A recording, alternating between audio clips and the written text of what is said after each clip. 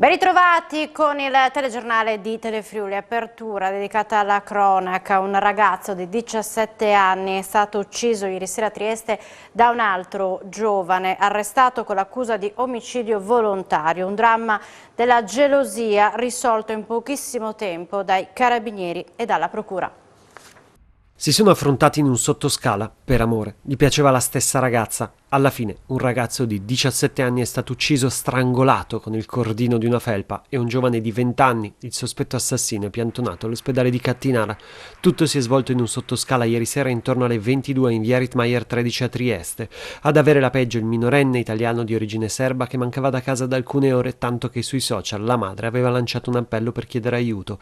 A tarda notte il tragico epilogo. A risolvere il giallo i carabinieri della compagnia di Trieste, che sono giunti sul posto in tempi rapidissimi insieme al 118.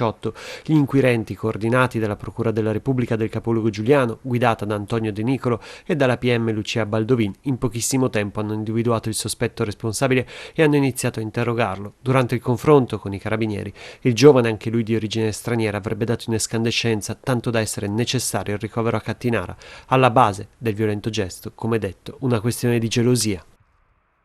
E sempre a Trieste proseguono le indagini per dare un nome al corpo trovato alla donna nel parco dell'ex ospedale psichiatrico e capire se in effetti si tratta di Liliana Resinovic. Martedì potrebbe essere il giorno della svolta nelle indagini per la scomparsa di Liliana Resinovic. Il medico legale Fulvio Costantinides eseguirà l'autopsia sul corpo di donna rinvenuto il 5 gennaio nel parco dell'ex OPP nel quartiere di San Giovanni a Trieste, e a quel punto sarà possibile capire se si tratta proprio della 63enne scomparsa di casa il 14 dicembre. Ieri è stata eseguita l'attacco dall'esperto Fabio Cavalli sul corpo per capire se ci sono segni di violenza che da una prima indicazione erano stati esclusi. La lente resta sul marito Sebastiano Visentini e sull'uomo vicino a Resinovic, Claudio Sterpin, di 82 anni. Entrambi però sembra che avessero un alibi per l'orario della scomparsa. La polizia, coordinata dalla PM Maddalena Kergia della Procura di Trieste, guidata da Antonio De Nicolo, ha preferito non toccare i due sacchetti che sono alla base del soffocamento che ha causato il decesso. Se si tratta di omicidio o suicidio sarà proprio l'esame che verrà svolto martedì a chiarirlo, o almeno a dare una indicazione più certa. Nei due sacchetti potrebbero esserci elementi decisivi per le indagini, anche perché il corpo era coperto con altri due sacchi. La morte in ogni caso non sembra essere avvenuto il 14 dicembre, ma molto più di recente. Il verificarsi in questi giorni a Trieste di una sequenza di morti violente, seppur del tutto slegate tra loro, impone una riflessione su squilibri latenti della nostra società che le anomalie epocali della pandemia hanno enfatizzato. Ad affermarlo l'assessore regionale alla sicurezza per Paolo Roberti: dinamiche affettive di denaro legate a devianze all'origine dei fatti di sangue, osservato Roberti, si inseriscono in un contesto sociale dominato da restrizioni certamente necessarie ma mai esistite prima nella storia. L'amministratore pubblico ha il dovere di riflettere su questo quadro e chiedersi che cosa può fare per rafforzare la prevenzione e la sicurezza, ma anche per suturare disarticolazioni sociali e tendenze all'isolamento delle persone e contrastare l'esacerbarsi di stati d'animo e comportamenti. E sui recenti fatti di sangue interviene anche il sindacato unitario dei lavoratori di polizia del capoluogo Giuliano. Trieste è la città più sicura d'Italia, questo il messaggio sbandierato ai 420 dopo un'indagine che i primi di gennaio 2021 collocava il nostro capoluogo primo in Italia e decimo al mondo in tema di sicurezza. Recita la nota: con quello di ieri in queste ultime 2 settimane siamo al rinvenimento del 4º cadavere, fatti che tengono impegnati gli operatori della polizia scientifica e della squadra mobile 24 ore su 24, ma si sentono dimenticati perché l'esodo dei pensionati non conosce sosta, mentre si continua a investire sulle telecamere e non sul ripianamento degli organici. I dati ufficiali della questura sono impietosi e palesano un saldo negativo di oltre 100 colleghi in meno negli ultimi 10 anni. Siamo sempre alla cronaca. Versa in gravissime condizioni, in pericolo di vita, un uomo che nel tardo pomeriggio di ieri nella sua abitazione di Fagagna è rimasto vittima di uno scoppio di una stufetta alimentata a gas. È stato tempestivamente soccorso dall'equipe medica di un'ambulanza che lo ha trasportato d'urgenza in codice rosso all'ospedale. L'uomo ha riportato ustioni sul 50% del corpo. Le cause dello scoppio sono in corso di accertamento. Per la messa in sicurezza della stufa e della stanza sono intervenuti i vigili del fuoco del comando di Udine e vigili del fuoco volontari di San Daniele del Friuli. Ed ora siamo ai dati della pandemia, dove salgono a 37 i pazienti ricoverati nelle terapie intensive del Friuli Venezia Giulia, di cui 34 non sono vaccinati. Nelle ultime 24 ore sono emersi 3.100 nuovi contagi, 7 decessi, tra i quali una donna di 64 anni di Trieste. I pazienti ospedalizzati in altri reparti sono 345. Nel dettaglio, su 6.798 tamponi molecolari sono stati rilevati 1.179 nuovi contagi, con una percentuale del 17,34% di positività. Sono inoltre 11.639 test rapidi antigenici realizzati, dai quali sono stati rilevati 1.921 casi, con una percentuale di positività del 16,50%. E da domani sarà obbligatorio avere il Super Green Pass su tutti i mezzi di trasporto, ma vediamo tutte le novità nel prossimo servizio. A partire dal lunedì 10 gennaio non potrà salire su nessun mezzo di trasporto pubblico chi non è vaccinato. Infatti scatterà l'obbligo del Super Green Pass su treni, aerei, navi, bus, tram e metropolitane, che resterà valido fino al 31 marzo. Il pass rafforzato servirà anche per un'altra serie di attività, oltre a quelle dove è già previsto, anche per andare in albergo. Il prossimo step è in programma per giovedì 20 gennaio, quando entrerà in vigore l'obbligo di Green Pass base, quindi anche con i tamponi, per andare da parrucchieri o estetisti. A partire dal 1 febbraio invece sarà necessario il Green Pass base anche per accedere a uffici postali, bancari, uffici pubblici e per entrare nei negozi con beni non essenziali e nei centri commerciali. Sempre da questa data inoltre il Green Pass scenderà di validità da 9 a 6 mesi e scatterà la sanzione 100 euro per gli over 50 senza prima dose.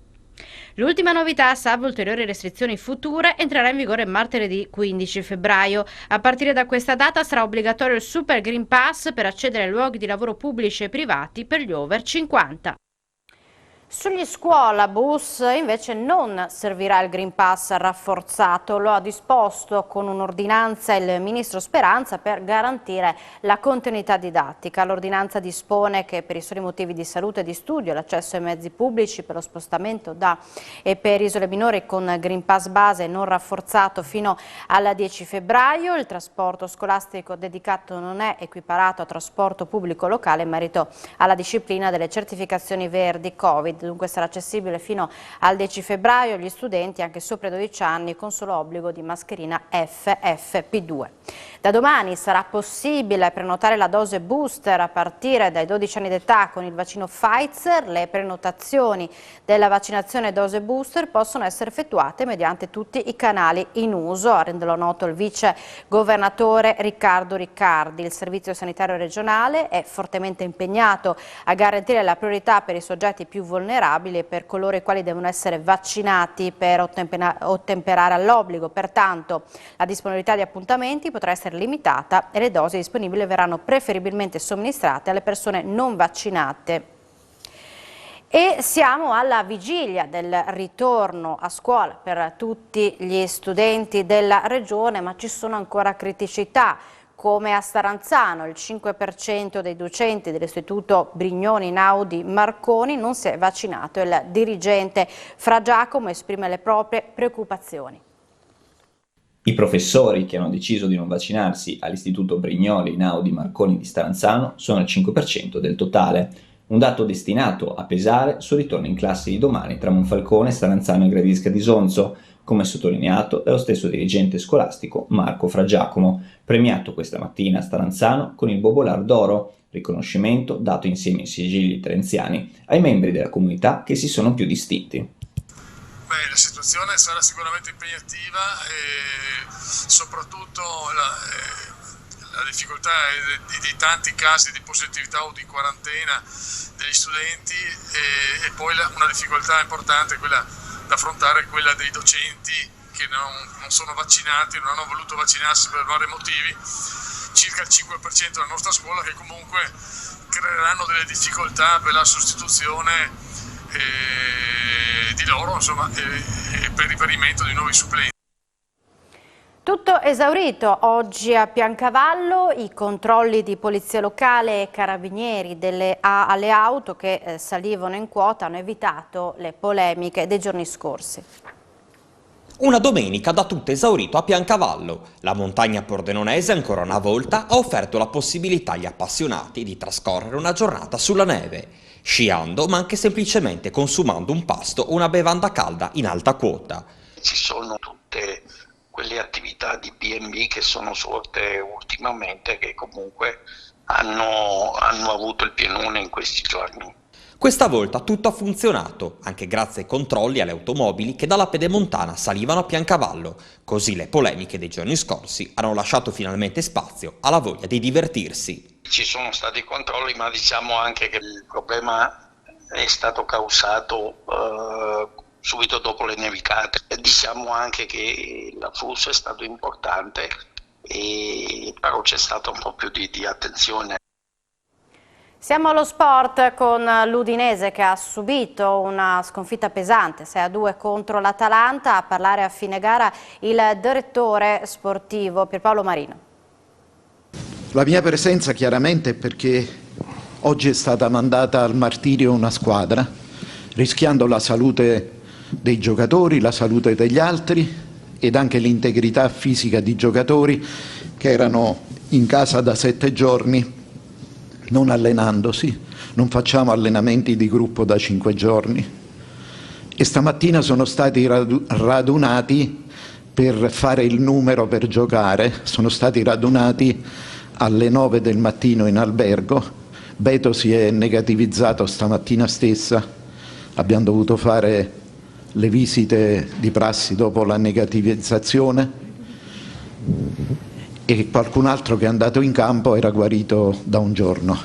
Quindi veramente questo non è calcio, non ha alcun valore il risultato, la partita, perché così si è solo svilita la storia dell'Udinese e ripeto si sono mandati al martirio dei giocatori che non lo meritavano sia da un punto di vista di immagine sia da un punto di vista dei pericoli che sono stati costretti a correre.